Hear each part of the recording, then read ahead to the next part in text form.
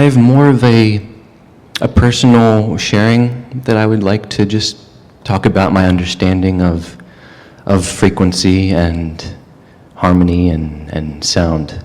I'm very, very connected with... One of the reasons that we are not just willing but eager to have this conversation with you is because there are all kinds of evidences of everything that we just said to you in your environment. Nothing is to the contrary of what we just said. So when you have personal experiences that have shown you the way vibrations and things work, then it can give you the basis of understanding the bigger picture as well. Yes. Yes. Yes. So, well, I've been a musician all my life, and now with the aspect of waves, I've been into electronic sound design and synthesizers and... Now, don't you love how music is evolving? Yes. Oh, very much so. Very much so. And so by creating sound, I know, like on a synthesizer, you pick different waves, sine wave, sawtooth. And I've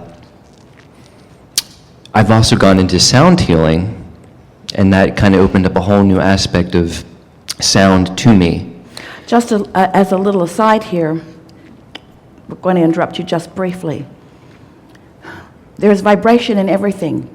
You are vibrational interpreters. That's who you are. In most cases, you don't know you are, you just are. What you see with your eyes is an interpretation of vibration. What you hear with your ears is an interpretation of vibration. Even your fingertips are interpreting vibration. Everything about what you call your reality is a vibrational interpretation. But there is no sense that you have of your seeing, hearing, smelling, tasting, touching that gives you more easy to understand ability than the subject of sound. It's really a good place to focus because you know about sound in your own experience. Esther watches the dogs who hear things she can't hear. So is it really happening? Is it really happening? Well, of course it's really happening. Look at that guy reacting to it. Well, it's just a crazy dog because what it's reacting to, I cannot hear.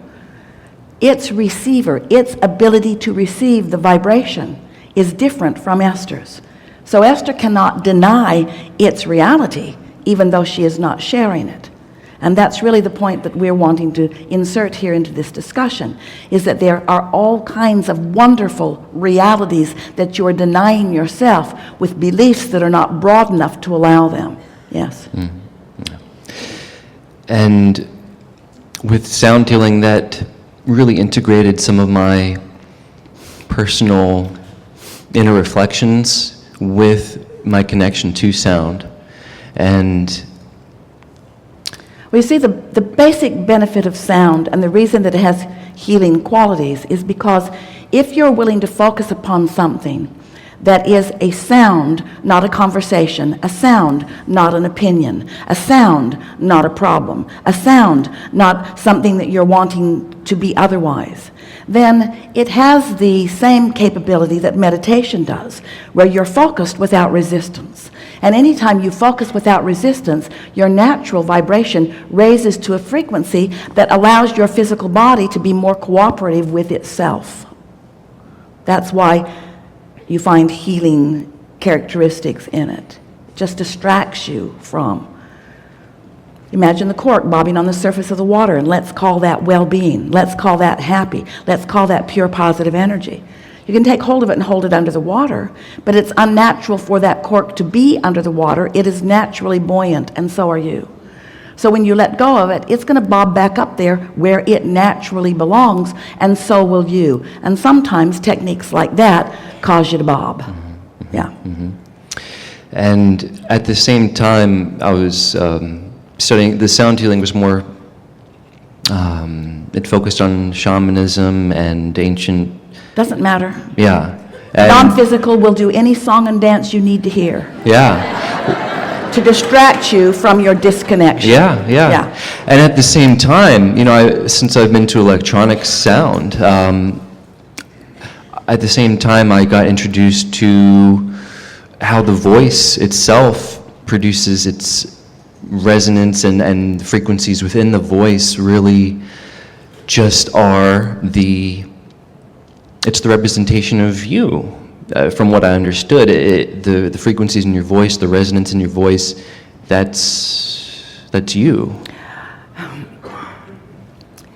What you are portraying or how you are being in any moment in time is all about what your vibrational point of attraction is.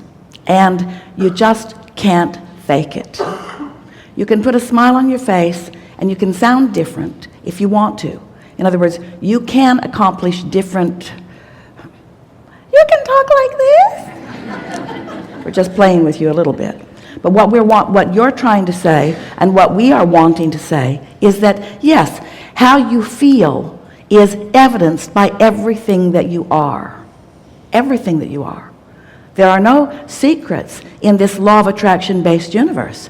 And if you want to know what your point of attraction is, there are 2 ways to do it. Our friend is wanting to say 3, and we don't disagree.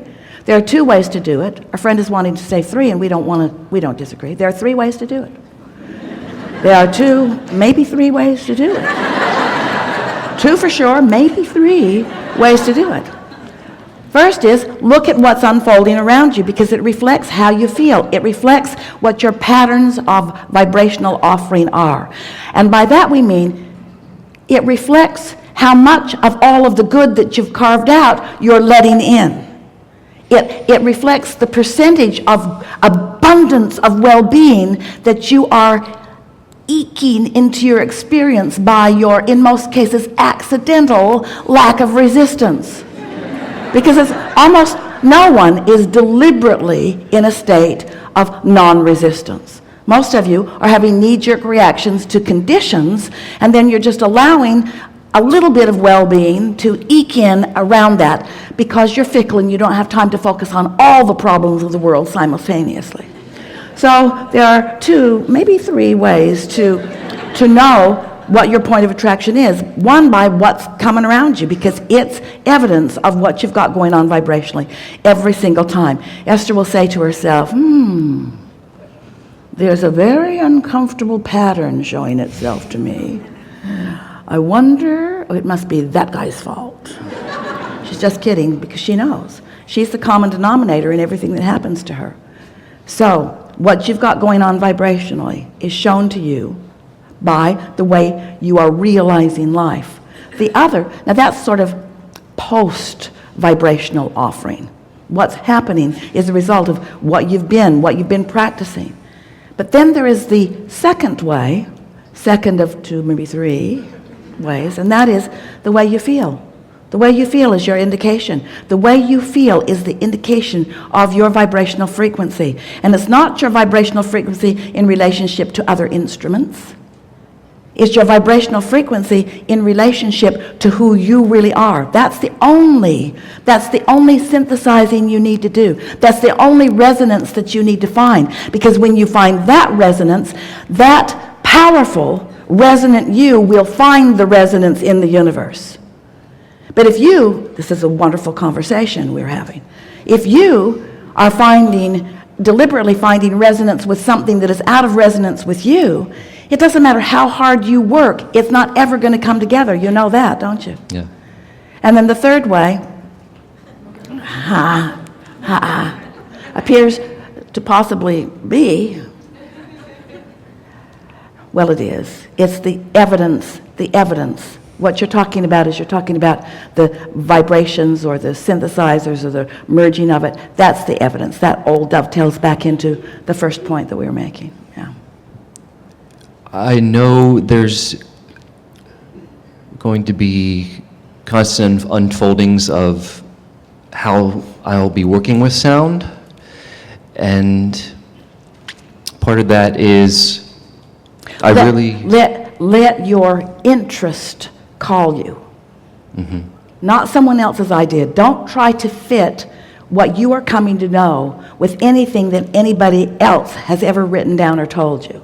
Let your personal interest in discovery call you. Yes.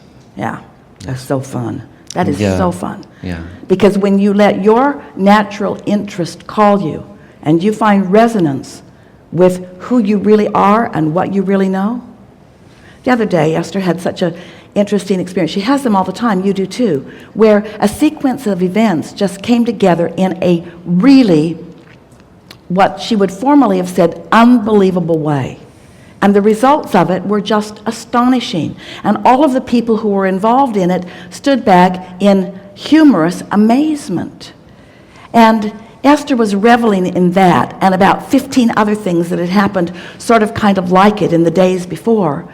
And we said to her, Esther, this is orchestrational child's play. Do you understand that your Earth continues to spin in its orbit in perfect proximity with other planets? In other words, if you could get any idea of how much interest Source has in you, and all that you are, and all that you are vibrationally, even though you have not allowed yourself yet to realize it, if you could feel the on the brinkness of the discoveringness that is you, and you could just focus for a little while, singularly, on the relationship between what you really know from a non-physical perspective and what you've allowed yourself to realize, the exhilaration as your path unfolds. And just for a little while, this is just our encouragement to you, not because we're trying to boss you around or tell you what to do, but because we know that it will be essential in how much momentum you allow to get going. Leave everybody else out of the equation. Don't try to explain it to them. Don't try to produce something to them that they understand. Let it be a self-discovery thing for a little while until the alignment between you and who you really are is so extraordinarily stable that then what you are producing will be recognized by the masses, by the results, not by what they're going to call your theory. If you try to get other people to accept your theory before you have proven it to yourself through the realization of the results, it just slows you way, way, way, way, way, way down and confounds you and causes you frustration. They don't need to know. In most cases, they're not ready to know. Give them the results and then teach them after the fact where those results came from. Move them with your music in a way that causes resonance within them. Let them discover their resonance, and then later on tell them how they got there. You follow what we're saying? Yes. Yeah. Yes. Really good. Yes. Enough? We think it's enough. Okay. We think it's enough. I understand. We think that we gave you what we want you to hear from us, which is what you've been reaching for with everything that you've been about for quite some time. We're excited about what's before you. Yeah. We want you to love the process of it. When you're loving the process of it, the results are exhilarating. If you are trying to get the results and not so much loving the process, you never get there. Right. Good. Okay. Yeah. Thank you. Yeah, really good.